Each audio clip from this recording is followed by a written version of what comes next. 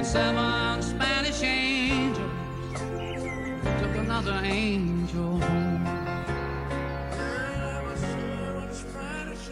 Hey, I'm Willie Nelson, and you're watching HempRock TV.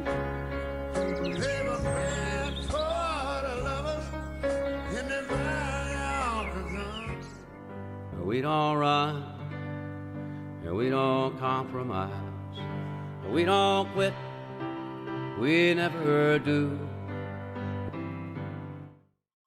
Hello, I'm Master Sergeant Tony Vance, the voice of Freedom's Voice.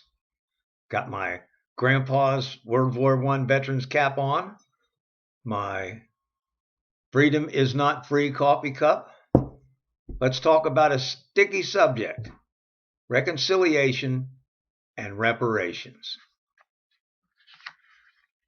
We need to do some kind of reconciliation program like has been done in other countries to put slavery and racism behind us. Reconciliation and reparations are needed. And until we do, these things will haunt us and we can never put them behind us. Rwanda saw the Hutu tribe killing Tutsi tribe members in a massive slaughter of biblical proportions. And after the killings and the civil war were stopped, reconciliation hearings were held to try and repair the damage and bring the country back together. The same thing happened in Bosnia after the Balkan Wars. These hearings went a long way to healing these countries. Cambodia, too. They had a program after the horror of Pol Pot. We have the horrible things done to Native Americans and African Americans in our past, and regrettably in our present, and we have done nothing to atone and reconcile what happened to them. We've never done anything to put this stuff behind us. Oh, we say, well, that was in the past. But it's not. We are dealing with it right now.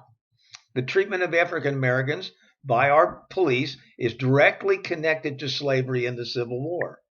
Some blogger posted the other day that the only good Democrat was a dead Democrat. What's next? Walking down the street with machetes and killing anybody who disagrees with you? This past of ours will never be behind us until we own up and do the heart and mind work, the hard work of reconciliation. What form that would take is up for discussion. You could use what happened in Rwanda and the Balkans as kind of a template, hearings to get the facts out, and some form of reparations to put it at an end. Now, I know people cry about reparations, but it will be necessary. And even if we did give them a huge amount of money, it still would never make up for what was done. For African Americans, 40 acres and a mule. What's that? What is that worth nowadays? And the slave families are well documented, so that would not be hard. As far as Native Americans go, you might want to start by giving them back the Black Hills, some kind of fashion that some kind of tax that goes to the tribe for the people who are already living there, or something. Something could be worked out. It won't be perfect, but it must be done if we are ever to move on. Now, the rioting over the killing of another African American is just the outward appearance of the anger and resentment left over by the horrible treatment of our own citizens by our government. And if you think it's going to stop one day, you are living and not happen again. You're living in a non-existent dream world. Without some kind of reconciliation and reparations, we will never be free of this past. Until we face it, we face our past and reconcile what was done in our name, it will continue to haunt us from century to century. And the only way to put it behind us, both psychologically and economically, is reconciliations and reparations. No other way.